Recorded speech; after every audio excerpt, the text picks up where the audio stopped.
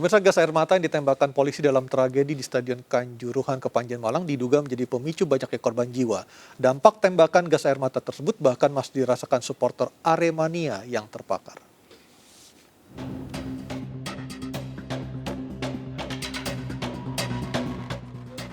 Kedua kakak beradik Yustita dan Raffi tampak dalam kondisi sehat meski harus menjalani perawatan pasca tragedi kemanusiaan tanggal 1 Oktober lalu di Stadion Kanjuruhan, Kabupaten Malang.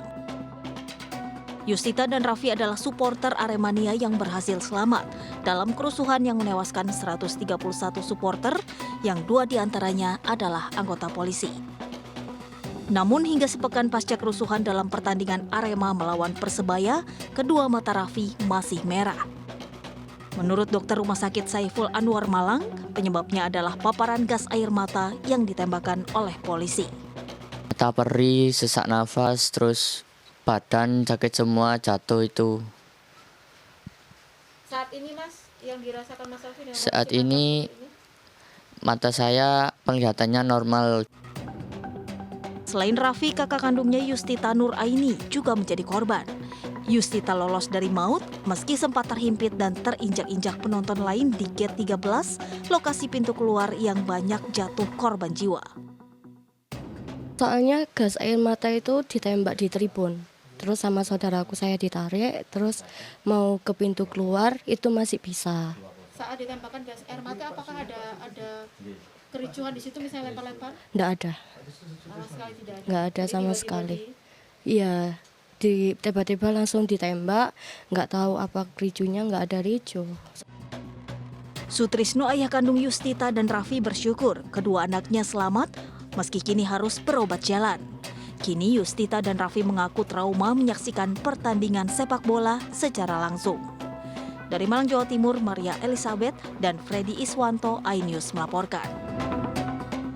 Pemirsa, Kadif Humas Polri, Irjen Polisi Dedi Prasetyo menyebutkan gas air mata yang ditembakkan di Stadion Kanjuruhan tidak berdampak fatal untuk tubuh.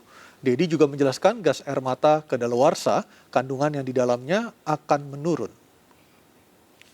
Bila gas air mata ini dampaknya kan hanya terjadi iritasi pada mata, iritasi pada kulit, dan iritasi pada pernapasan. Dokter spesialis mata menyebutkan bahwa ketika kena gas air mata, pada mata khususnya memang terjadi iritasi. Sama halnya seperti kita kena air sabun. Ya, terjadi perih, tapi pada beberapa waktu gitu bisa langsung sembuh. Dan tidak mengakibatkan kerusakan yang fatal. Sama halnya dengan gas air mata juga, kalau misalnya terjadi iritasi pada pernapasan pun, ya sampai saat ini belum ada jurnal ilmiah menyebutkan bahwa ada fatalitas gas air mata yang mengakibatkan orang meninggal dunia, termasuk dari tadi Prof. Made Gegel. Ya, di dalam gas air mata itu tidak ada toksin atau tidak ada racun yang mengakibatkan matinya seseorang. Di dalam gas air mata memang ada kadaluarsanya, ada expirednya ya. Anggota tim gabungan independen mencari fakta tragedi Kanjuruhan, Renald Kasali, menegaskan tembakan gas air mata oleh personel Polri kepada Aremania bersifat mematikan. Menurut Renald Kasali, penggunaan senjata gas air mata oleh kepolisian pada dasarnya untuk meredam agresivitas massa, bukan senjata yang bersifat mematikan. Sedang dibahas di dalam, jadi memang ada korban yang hari itu dia pulang tidak merasakan apa-apa, tapi besoknya dimulai dengan hitam. Setelah itu baru kemudian matanya, menurut dokter perlu waktu sebulan untuk kembali normal. Itu pun kalau bisa normal, begitu ya. Dan salah satu kecurigaan kami memang adalah daluarsa. Dan itu sudah dibawa ke laboratorium, semuanya diperiksa.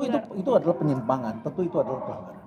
Karena gas air mata itu, ingat ini adalah, kalau kepolisian itu adalah, sekarang ini namanya bukan military police, bukan polisi yang berbasiskan militer. Tapi ini adalah civilian police. Nah, maka polisi itu pun juga di tangan kanannya adalah kitab HAM. Jadi bukan senjata untuk mematikan, tetapi adalah senjata untuk melumpuhkan supaya tidak menimbulkan agresivitas. Yang terjadi adalah justru mematikan. Jadi ini. Dan melengkapi dialog kita malam hari ini sudah ada Eko Nur Kristianto, pakar hukum olahraga, bergabung bersama kami melalui sambungan Zoom. Selamat malam, Mas Eko. Selamat malam, Mas. Mas Eko. Selamat malam, Bang Iya. Fendi. Malam, Mas Eko.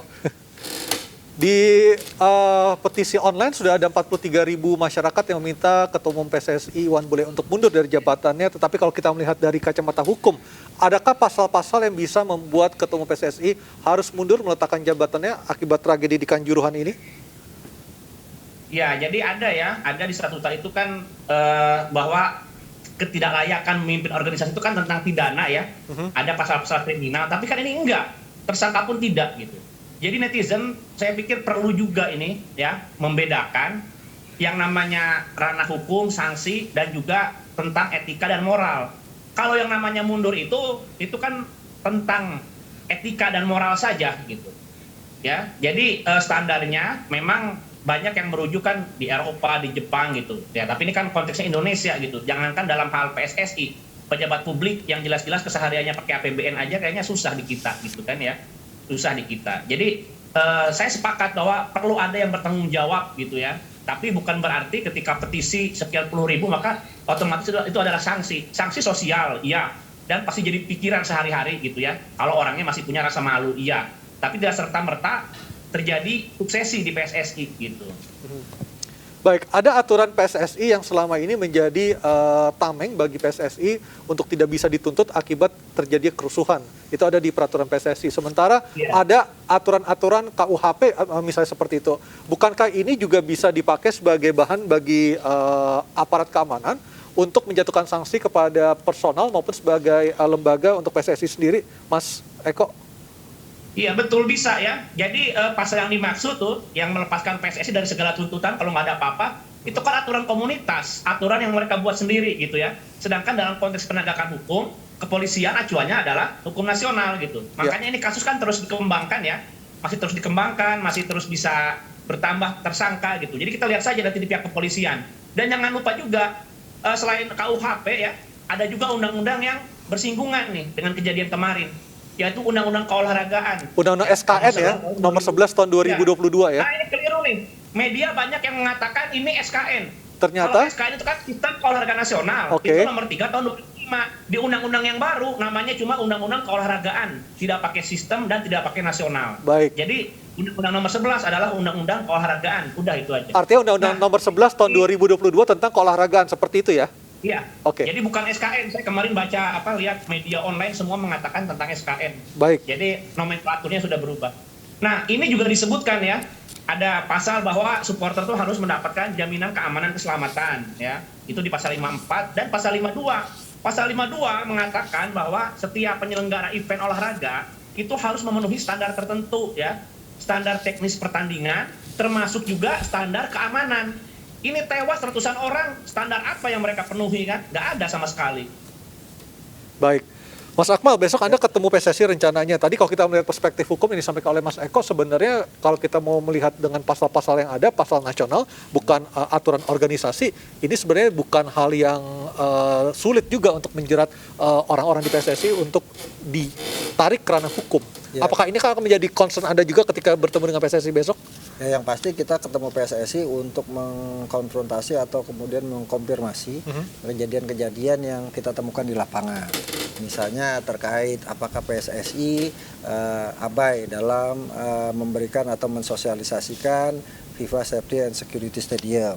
Apakah kemudian PSSI tidak melakukan verifikasi stadion? Kita punya data-datanya, kita tunggu. Verifikasi terakhir tahun 2020 oleh PT LIB kan? Itu temuan dari tim pencari fakta kan? Ya, tinggal bagaimana kemudian PSSI memberikan jawaban. Kita tidak dalam posisi membantah, tapi data mana yang paling kuat nantinya di lapangan, bahwa misalnya verifikasi tahun 2020 di situ disebutkan sejatinya salah satu yang tidak layak adalah lighting sistemnya, penerangan, lalu pintu keluar termasuk player tunnel, itu kan tempat lorong pemain yang tidak layak, plus tentunya soal pegangan untuk keluar ya kalau saya tidak salah ya, betul, ada railing ya, ada railing yang tidak pas, dan yang paling penting adalah ternyata gawangnya juga tidak memenuhi standar gitu kan, lebih kecil dari standar yang ada. Itu berdasarkan temuan yang kita dapatkan. Artinya kalau kemudian Stadion Kanjuruhan tidak diverifikasi pada awal musim ini, bagaimana stadion-stadion lain?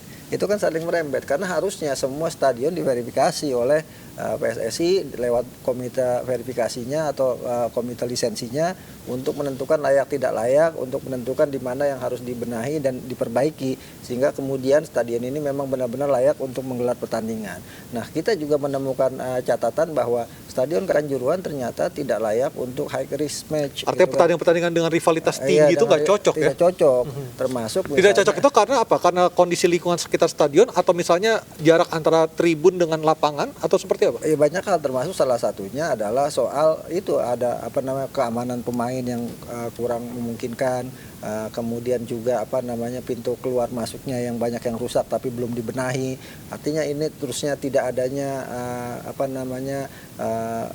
roadmap soal evakuasi kalau terjadi hal-hal yang diinginkan, termasuk pintu-pintu daruratnya tidak berfungsi. Ini kan berbahaya sebenarnya. Termasuk yang paling menarik adalah itu lighting sistemnya tidak layak, kok bisa menggelar pertandingan di malam hari lagi. Malam hari. Baik. Ini kan problem yang akhirnya ketika terjadi kasus semua menjadi gagap karena memang sistem keamanan dan sistem keamanan yang mau dijalankan tidak sesuai dengan apa yang ada di lapangan. Ini yang kemudian nanti akan kita konfirmasi dengan PSSI. Jadi besok itu kita bukan cuma ketemu PSSI, kita juga ketemu PT LIB, kita juga ketemu pihak broadcaster untuk menanyakan siapa sebenarnya yang paling bersikeras untuk memaksakan pertandingan ini digelar pukul 20.00 gitu.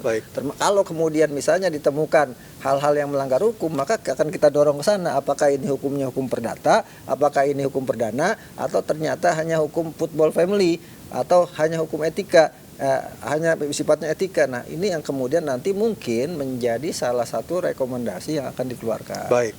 Bang Effendi, Anda 2 musim menangani Semen Padang sebagai manajer. Apakah pernah menghadapi situasi sepelik ini seperti yang terjadi di Kanjuruhan?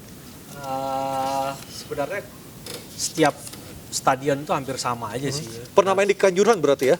Pernah main di Kanjuruhan. Kanjuruhan itu kan salah satu stadion yang setiap laga pasti full. Dan itu stadion betul-betul masyarakat di sana itu kalau nonton itu bawa anak, bawa istri, kadang-kadang family stadion lah ya. Kadang-kadang 3 generasi itu bisa nonton bareng-bareng. Jadi nggak aneh ngelihat cewek-cewek nonton itu nggak aneh gitu. Jadi saya nggak aneh lah ngelihat korban tuh banyak anak-anak juga gitu. Tapi yang ingin saya bahas juga adalah soal tadi apakah ada potensi-potensi di LIB maupun di PSSI. Saya ngelihat satu ya, soal verifikasi ini kan, verifikasi stadion ini sebenarnya kan tugas di operasionalnya LIB gitu. Sebenarnya di LIB ini banyak yang harusnya ikut menanggung permasalahan ini ya. Ada direktur kompetisinya, ada direktur operasionalnya. Karena ini semua yang jalan sebenarnya yang untuk memverifikasi. Nah, saya bingung juga kenapa hanya direktur utamanya aja yang seakan-akan disodorin gitu kan. Banyak sih sebenarnya, kalau mau tarik ke federasinya juga banyak. Kalau mau bicara soal, ini kan ada kelalaian yang menimbulkan korban jiwa ya. Kalau mau kita tarik delik itunya, seharusnya kalau diperiksa lagi, saya yakin ada lagi tersangka-tersangka baru. Tapi ya itu tadi, kembali lagi ke persoalan yang tadi Mas Eko bilang bahwa ini kan kalau cari hukum positifnya ada batasannya. Tapi kalau bicara etika ini kan masalah rasa malu. Lu malu nggak? Kalau malu ya mundur. Kalau enggak, ya kalau ditanya PSSI misalnya figur ketua umum dia tidak terlibat langsung kan. Nah tadi dibilang ada contoh nggak? Nggak usah contoh di luar ya. Contohnya tadi di awal saya udah sebutkan Pak Edi pun apakah dia terlibat dalam pengaturan skor? Enggak. Tapi dia punya rasa malu untuk itu. Di zaman saya pengaturan skornya marak banget. Saya mundur. Dia ucapkan itu di pidato terakhirnya di Bali. Saya pikir kalau hal-hal seperti ini dicontoh juga oleh Ketua Umum PSSI sekarang, ini yang akan sedikit meredakan kegelisahan begitu banyak masyarakat yang menandatangani petisi maupun teman-temannya Bang Richard tadi ke kalangan supporter. Karena saya tahulah arahnya teman-teman supporter dan yang menandatangani petisi ini kemana tahu lah gitu loh. Jadi saya pikir tinggal lagi kerelaan aja. Tadi Pak Riyad bilang sampai hari ini belum ada sih sinyal-sinyal untuk mundur ya. Untuk mundur. Tapi mungkin setelah menonton ini atau dengar masukan-masukan yang lain ya bisa berpikiran ini sedikit obat lah untuk mengobati sakit hati, kegelisahan masyarakat yang gerem nih ngelihat kok bola lagi gitu. Padahal saya ingat belum lama Piala Presiden di Bandung juga kejadian juga kan. hanya dalam 1 tahun yang sama itu kejadian terus gitu. Ya. Apakah tidak ada empati, apa tidak ada rasa bersalah gitu loh. Kalau zaman Pak Edi dia mundur karena pengaturan skor, mestinya sekarang ya udah saya mundur nih karena ada tata sepak bola soal pengamanan, soal infrastruktur yang nggak bisa dibenahi oleh PSSI. Saya legowo dengan jiwa kesatria mundur. Baik. Mas Eko, kalau kita melihat supaya kasus ini segera selesai dan juga siapa yang bersalah mendapatkan hukuman yang setimpal, dari perspektif hukum apa yang harus dilakukan oleh aparat keamanan kita, Mas Eko? Ya, yang jelas begini dulu ya, bahwa kejadian sekarang sudah ada pengembangan sampai 6 tersangka, ini adalah hal yang baik ya. Ini artinya apa? Ini artinya 2 sistem hukum bekerja. Ya, tidak hanya hukum komunitas melalui hukuman dari Komdis, tapi juga hukum nasional dijalankan. Ini kejadian supporter meninggal di stadion, ini bukan yang pertama kali. Tapi biasanya ya, itu seminggu 2 minggu udah menghilang kabarnya. Ya. Ya, putusan Komdis aja udah, palingan juga diusir, lalu juga skorsing gitu ya. Untuk panitia udah aja. Hukum nasional nggak ada sampai tersangka kayak sekarang gini. Nah ini presiden bagus ke depannya, bahwa harus dipahami ketika ada insiden di olahraga ya, itu bukan cuma statuta yang dipakai ya, tapi juga bisa hukum nasional bisa menjerat kok gitu. Hukum pidana bisa menjerat. Seperti itu. Oke, artinya agar kasus ini tidak berlarut-larut harusnya sudah ada ketegasan lagi supaya juga ini juga bisa meredam kekecewaan dan juga amarah dari masyarakat agar kasus ini bisa segera selesai. Seperti itu Mas Eko ya? Iya, tapi dalam artian juga jangan dilakukan secara emosional. Ya. Jangan sampai nih gara-gara petisi lalu juga nuansa kebatinan kayaknya pingin banget gitu ya. Ketua Umum PSSI mundur, akhirnya jadi serampangan. Untuk masalah penegakan hukum nasional, udah polisi itu kerjaan sehari-hari ya. Aparat penegak hukum, masalah penyelidikan, masalah penyidikan. Udah itu aja. Terus kita juga menanti timnya Bang Akmal ya, tim pencari fakta, independen, gabungan itu. Jadi berbagai media buat kan investigasi segala macam, yaitu hanya menambah wawasan, oke gitu ya. Tapi untuk yang resmi, yang formil, kita percaya sama pemerintah. Gitu. Baik, kita percayakan pada polisi agar kasus ini bisa segera selesai dan juga siapa yang bersalah mendapatkan hukuman setimpal. Mas Eko, terima kasih untuk waktunya. Bang Effendi juga terima kasih. Mas Akmal, terima kasih. Kita tunggu rekomendasi dari tim pencari fakta seperti apa nantinya. Siap. Dan pemirsa, demikian MNC News Prime pada malam hari ini. Mari berbagi untuk masyarakat yang terdampak bencana di tanah air melalui program kami MNC Peduli. Tetap patuhi protokol kesehatan. Saya Aryo Ardi, sampai jumpa dan selamat malam.